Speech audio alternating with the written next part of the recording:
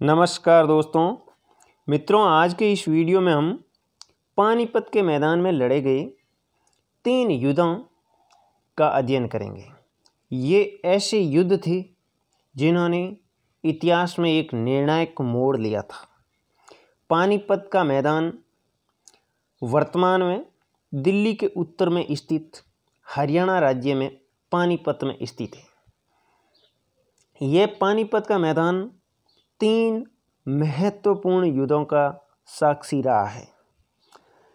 इसमें उत्तर भारत के इतिहास में महत्वपूर्ण 3 युद्ध जो कि दिल्ली से 80 किलोमीटर उत्तर में स्थित पानीपत के घुड़सवारों के अनुकूल समतल मैदान में लड़े गए, जो इस प्रकार से है। पानीपत का प्रथम युद्ध जो कि 21 अप्रैल 1526 ईस्वी को दिल्ली सल्तनत के सुल्तान लोदी वंश का सुल्तान इब्राहिम लोदी और मुगल वंश के संस्थापक फाउंडर अकबर के मध्य 21 अप्रैल 1526 ईस्वी के दौरान लड़ा जाता है। पानीपत का दूसरा युद्ध 5 नवंबर 1556 ईस्वी को लड़ा जाता है। पानीपत का दूसरा युद्ध है वो मुगलों और सूर वंश के शासक आदिल शाह सूर के सेनापति हेमू या उसका दूसरा नाम मिलता है हेमचंद्र विक्रमादित्य, इनके मध्य लड़ा गया था और इसमें अकबर का सेनापति बैरम खां की कूटनीति काम कर गई और मुगल है वो जीत गए थे। इसी मैदान में पानीपत के मैदान में तीसरा प्रसिद्ध युद्ध लड़ा गया था 14 जनवरी 1761 ईस्वी को तत्कालीन भारत की सबसे बड़ी शक्ति मराठों और अफगान आक्रमणकारी अहमद शाह अब्दाली के मध्य, जिसमें मराठों की सेना का नेतृत्व विश्वास राव ने किया था, सदाशिवराव भाऊ ने, और पेशवा तत्कालीन मराठा पेशवा बालाजी बाजीराव के पुत्र विश्वास राव ने। ये दोनों वीर योद्धा वीर गति को प्राप्त हुए और अहमद शाह अब्दाली को भारतीय गद्दारों ने साथ दिया, जिसमें प्रमुख थे अवध के नवाब शुजाउद्दौला और रूहेला सरदार नजीब खां। इन दोनों ने अहमद शाह अब्दाली को अपना सपोर्ट दिया था। तो मित्रों, अब तीनों ही युद्धों के बारे में थोड़ा विस्तार से अध्ययन कर लेते हैं। पानीपत की पहली लड़ाई जो कि 21 अप्रैल 1526 ईस्वी को हुई थी, इसमें दिल्ली के सुल्तान इब्राहिम लोदी का संघर्ष हुआ था बाबर से। दिल्ली के सुल्तान इब्राहिम लोदी के साथ ये बाबर का संघर्ष है वो अवश्यंभावी था, क्योंकि बाबर है वो महत्वाकांक्षी था और इब्राहिम लोदी उसे हराना चाहता था। बाबर इसके लिए तैयार था और उसने इस मंशा से दिल्ली की ओर बढ़ना शुरू किया। इब्राहिम लोदी ने पानीपत में पहले से ही 1 लाख सैनिकों और 1000 हाथियों को लेकर के बाबर का सामना करने के लिए पानीपत के मैदान में आकर डट गया। और दोस्तों, इस पानीपत के प्रथम युद्ध में इब्राहिम लोदी की पराजय के साथ साथ युद्ध के मैदान में ही मृत्यु हो जाती है। ये इब्राहिम लोदी की खास विशेषता है, क्योंकि इब्राहिम लोदी से पहले जितने भी दिल्ली सल्तनत के सुल्तान हुए हैं, उनमें से किसी भी सुल्तान की मृत्यु है वो युद्ध के मैदान में नहीं होती है, क्योंकि हिंदुस्तानी सेनाओं में एक बड़ी संख्या सेवकों की होती थी। ये इब्राहिम लोदी के 1 लाख सैनिकों में से बहुत ही कम सैनिक थे, बल्कि इनके सैनिकों के सेवक है वो सैनिकों की संख्या से लगभग दुगुने या तिगुने होते थे। इसलिए भीड़ ज़्यादा दिखती थी, बाकी काम चलाऊ सेनाएं होती थी। इब्राहिम की सेना में लड़ने वाले सिपाही कहीं कम थे। बाबर ने सिंधु नदी को जब पार किया था तो उसके साथ केवल और केवल 12,000 सैनिक थे, लेकिन उसने रास्ते में पंजाब को जीता था और पंजाब को जीतने पर जो पंजाबी सैनिक थे उन्होंने बाबर की अधीनता स्वीकार की और वे बाबर की सेना में शामिल हो गए। तो 12,000 बाबर के साथ सैनिक थे प्लस पंजाब के सैनिक। कुल मिलाकर अनुमान यह लगाया जाता है कि बाबर के पास लगभग 20 से 30,000 के मध्य सैनिक थे और इब्राहिम लोदी के पास में लगभग 80,000 सैनिक बताए जाते हैं। बाबर है वो ओटोमन तुर्कों से एक विधि लड़ने की युद्ध कला सीख कर आया था जिसे उसने रूमी विधि कहा था। इस विधि में तोपों को रूमी विधि से सजाया जाता है और आपस में तोपों को बांध दिया जाता है। क्योंकि इस रूमी विधि का प्रयोग इसने ओटोमन ने ईरान के शाह इस्माइल के विरुद्ध हुई प्रसिद्ध लड़ाई में सफल प्रयोग हुआ था, इसलिए बाबर ने भी इस रूमी विधि का प्रयोग है वो इब्राहिम लोदी के विरुद्ध किया। बाबर के पास में एक बहुत अच्छा तोपखाना था और उस तोपखाने को चलाने वाले 2 अच्छे निशानेबाज तोपची थे उनके पास, उस्ताद अली और मुस्तफ़ा। इसकी सेवाएं है वो बाबर को मिली थी। भारत में बारूद का प्रयोग है वो इस समय धीरे धीरे हो रहा था, लेकिन युद्ध के मैदान में प्रयोग है वो बाबर ने ही किया था। लेकिन पानीपत के युद्ध में न होकर के जब बाबर ने इससे पहले भारत पर आक्रमण किया था तो बाबर कहता है कि इसका प्रयोग सबसे पहले उसने बहरा, जो कि वर्तमान पाकिस्तान के सिंध में पड़ता है, उसके किले को जीतने में किया था। ऐसा अनुमान है कि बारूद से भारतीयों का परिचय पहले से ही था।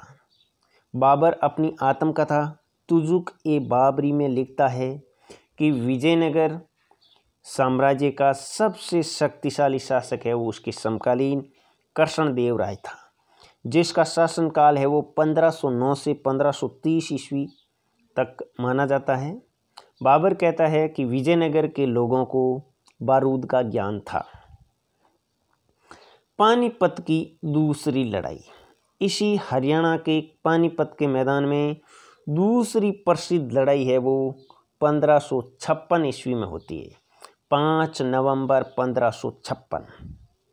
यह युद्ध दिल्ली के अफगान शासक आदिल शाह सूर के वीर हिंदू सेना नायक हेमचंद्र विक्रमादित्य, जिसे हेमू के नाम से जाना जाता है, और अकबर की मुगल सेना के मध्य पानीपत की दूसरी लड़ाई हुई थी।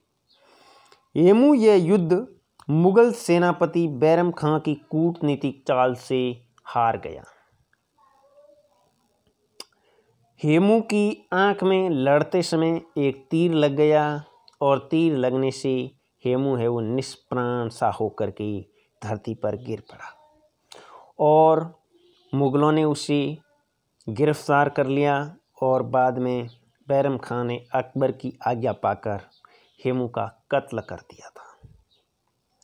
आंख में एक तीर लग जाने से हेमू की सेना बिखर गई, क्योंकि नेतृत्व के बिना सेना है वो एक भीड़ नजर आने लगी और उसे हार का सामना करना पड़ा। हेमू ने अपने जीवन काल में अपने स्वामी के लिए लगभग 24 लड़ाइयाँ लड़ी थी। इनमें से उसने 22 लड़ाइयों में सफलता हासिल की थी। हेमू आगरा और ग्वालियर पर अधिकार करता हुआ 7 अक्टूबर 1556 ईस्वी को दिल्ली के निकट तुगलकाबाद में पहुंचा। यहाँ पर उसने मुगल सेनापति तर्दी बेग को परास्त कर दिल्ली पर कब्जा कर लिया। हेमू ने दिल्ली पर कब्जा करने के उपलक्ष्य में विक्रमादित्य की उपाधि धारण कर स्वतंत्र शासक बन बैठा, यानी अपने स्वामी आदिल शाह सूर से स्वतंत्र हो गया। हेमू की इस सफलता से चिंतित अकबर और उसके कुछ सहयोगियों के मन में वापस स्वदेश काबुल लौट जाने की बात है वो चली, परंतु बैरम खां है वो दृढ़ निश्चयी और वीर सेना नायक कूटनीतिज्ञ था। बैरम खां ने अकबर को इस विषम परिस्थिति का सामना करने के लिए तैयार किया। क्योंकि अकबर इस समय नाबालिग लड़का था, जिसका परिणाम ये हुआ कि पानीपत का दूसरा युद्ध लड़ा। यह संघर्ष पानीपत के मैदान में 5 नवंबर 1556 ईस्वी को हेमू के नेतृत्व में अफगान सेना और बैरम खां के नेतृत्व में मुगल सेना के मध्य लड़ा गया। अफगानों की सेना का नेतृत्व अफगान सेनापति हेमू ने किया, वहीं मुगल सेना का सेनापतित्व बैरम खां ने किया था। बैरम खां एक शिया संप्रदाय का मुस्लिम था। दिल्ली और आगरा के हाथ से चले जाने पर दरबारियों ने बैरम खां को सलाह दी कि हेमू इधर भी आ सकता है, इसलिए बेहतर है कि यहाँ से काबुल चला जाए। लेकिन बैरम खां ने इसे दरकिनार कर दिया। बाद में बैरम खां और अकबर अपनी सेना लेकर पानीपत के मैदान में आ डटे और वही जुआ खेला जिसे उसके दादा यानी अकबर के दादा बाबर ने पानीपत के प्रथम युद्ध में खेला था। हेमू की सेना की संख्या और शक्ति दोनों ही मुगलों से ज़्यादा थी और हेमू के पास आधुनिक तरह से चलने वाला तोपखाना, जो कि उसने पुर्तगीज़ों से खरीदा था, उसे पुर्तगीज़ तोपों पर भी बड़ा अभिमान था। 1500 महागजों की काली घटा मैदान में छाई हुई थी और युद्ध प्रारंभ हो गया 5 नवंबर को सूर्य उदित होने के साथ ही। 5 नवंबर को हेमू ने युद्ध शुरू होते ही मुगल दल में भगदड़ सी मचा दी और ऐसा लगने लगा कि मुगलों के पाँव उखड़ जाएंगे, लेकिन एक तीर ने सब कुछ उलट कर रख दिया। युद्ध का प्रारंभिक क्षण हालांकि हेमू के पक्ष में जा रहा था, लेकिन इसी समय उसकी एक आंख में तीर लगा जो उसके भेजे के भीतर घुस गया और वह ज्ञानहीन हो गया, यानी उसने अपना आत्मबल खो दिया और वो बेहोश होकर धरा पर गिर पड़ा। नेता के बिना सेना में भगदड़ मच गई और हेमू को गिरफ्तार करके बैरम खां ने उसका कत्ल करवा दिया और इस प्रकार मुगलों ने पानीपत का दूसरा युद्ध जीतकर एक ठोस आधार प्रदान किया अपने मुगल सल्तनत, मुगल साम्राज्य को। इसके बाद में पानीपत का तीसरा युद्ध है वो इसी मैदान में 14 जनवरी 1761 ईस्वी के दौरान लड़ा जाता है।